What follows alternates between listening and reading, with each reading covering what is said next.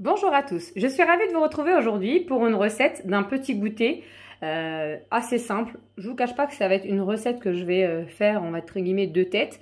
Je me suis intéressée aux aliments que j'avais à ma disposition pour essayer de faire un goûter sain et avec un maximum de produits bio ou des produits locaux. Donc là, j'ai des œufs de poule, donc voilà, mes œufs de mes poules.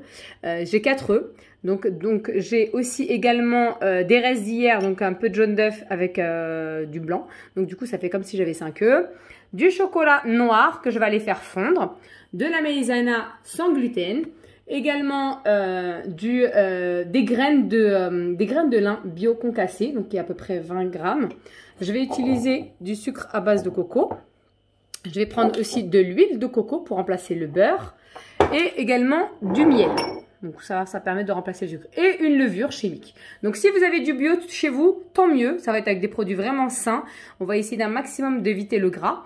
Donc là, je vais aller mettre 1 minute 30 le chocolat à fondre. Soit vous le faites au bain-marie, soit au micro-ondes. Là, aujourd'hui, franchement, je suis un peu pressée, donc je vais le faire au micro-ondes.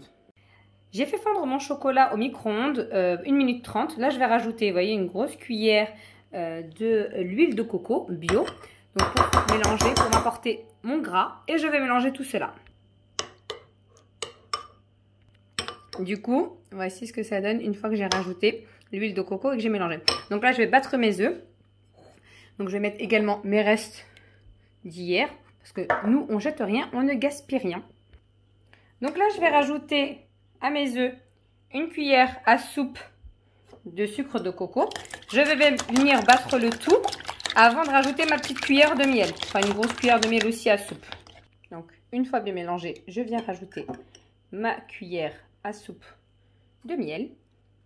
Donc, c'est du miel que j'ai récupéré chez un apiculteur quand j'étais partie quelques jours. Donc, moi, j'aime bien faire travailler les artisans locaux. J'ajoute les graines de lin brun concassées. Ça va apporter un petit peu de croquant. Donc ça, c'est facultatif, hein, c'est si vous aimez. Bon, c'est histoire de rajouter ça un petit peu. Ça permet une meilleure digestion et d'apporter des fibres. Après, moi, je dis pas qu'il faut consommer au maximum du bio. Hein. C'est pas ce que je dis. On fait avec ce qu'on a et avec ce qu'on peut. Mais idéalement, privilégier des produits de très bonne qualité. Donc là, je vais venir rajouter délicatement, petit à petit, la maïzena. Donc il y a 40 g de maïzena et 20 g de graines. Je vous mettrai juste en dessous, vous inquiétez pas, tous les ingrédients que j'ai utilisés. Voici ce que vous obtenez une fois que tous les ingrédients sont mélangés. C'est très joli, ça me fait penser à la peau d'un animal. Les différentes couleurs. Donc là, je vais rajouter mon chocolat et ma levure chimique. Et ma préparation sera enfin prête. Donc je vais commencer par mettre plutôt ma levure chimique avant.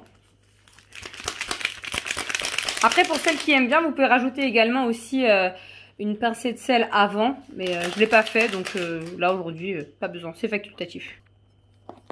Donc une fois la levure rajoutée, voici ce que ça donne. Je vais rajouter mon chocolat. Avec une main, c'est pas très évident. Je vais tout mélanger parce qu'il ne faut surtout pas que ça cuise les œufs. La préparation est enfin prête. Il ne me reste plus qu'à la mettre dans mon moule. J'ai décidé de la faire dans ce moule Guy de Marne, donc dans des parts individuelles. Donc là, je vais mettre chacun dans un compartiment. Je vais rajouter, si je le souhaite, des noix par-dessus ou rien du tout, tout simplement, c'est à votre guise. Si vous aimez du caramel, vous pouvez en mettre dedans pour faire un caramel fondant à l'intérieur. Donc pour remplir mes petits compartiments, je n'ai besoin que de rajouter juste une cuillère à soupe. Ça suffit largement. Vu que j'ai mis de la levure, ça va gonfler un tout petit peu. Donc là, ce qu'il faut savoir, c'est que moi, j'achète des noix bio que je mets ensuite dans un bocal en verre. Et comme je vous expliquais, on a tous nos goûts. On n'a pas tous les mêmes goûts. Il y en a qui vont préférer des noix classiques. Il y en a qui vont préférer aussi les noix du Brésil. Il y en a qui vont préférer les noix de cajou. Donc du coup, je vais découper ça en petits morceaux et je vais agrémenter. Comme ça, chacun pourra choisir ce qu'il veut. Et j'en ferai des tout simples avec la recette de base que j'ai fait. Donc ça peut vous donner des idées. Sur certains, j'en ai rajouté un peu plus. Hein. J'ai mis une cuillère à soupe et demie. Parce qu'en fait, j'avais la flemme de faire une deuxième fournée pour juste la moitié. Donc le plat est bien vide. Donc là, je vais quand même avoir facile donc 12 petits gâteaux. Et comme j'ai expliqué, par-dessus, vous mettez ce que vous voulez, vous laissez tout simplement comme ça. Bon, moi je suis un peu gourmande, hein, mais on essaie de faire des choses un peu light pour compenser. Une fois que j'ai rajouté mes noix, donc j'ai mis de la noisette coupée en deux. Par exemple, j'ai mis des noix classiques, j'ai mis de la noix de cajou, j'ai mis également du noix du Brésil et sortant nature. Comme ça sera adapté à tous les goûts. Si vous ne voulez rien mettre, vous ne mettez rien. Donc là, j'ai préparé mon four à 180 degrés.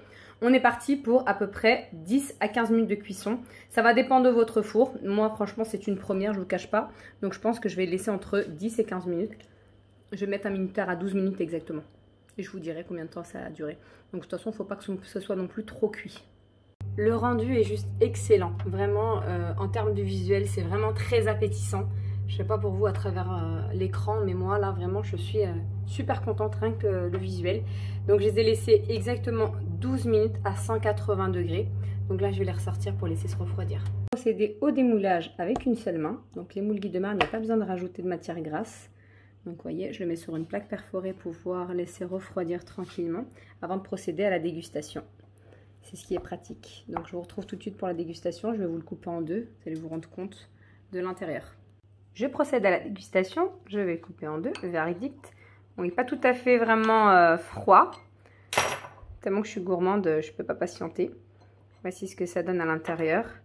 Vraiment, vous voyez, il reste en entier. Il ne se casse pas. Donc là, avec une petite cuillère, je procède à la dégustation. Je suis vraiment très satisfaite de ma dégustation. Vraiment, là, je vous donne mon ressenti en direct. Là, le muffin est vraiment appétissant, aérien, vraiment léger. On a l'impression que je mange un nuage et vraiment, c'est pas écœurant du tout. Je sais pas pour vous, mais c'est vrai que des fois, quand on mange des gâteaux au chocolat, soit c'est trop sec, là, pas assez. Et ce qui est bien, c'est que vu qu'il y a des graines de lin brun concassées, on sent légèrement un petit croquant. Mais vraiment, c'est hyper bon. Donc, n'hésitez pas à tester ma recette. Si vous avez aimé, n'hésitez pas à liker, à partager. N'hésitez pas à vous abonner. Ça va me permettre de m'encourager et à faire profiter toutes mes recettes. Merci beaucoup. À très bientôt.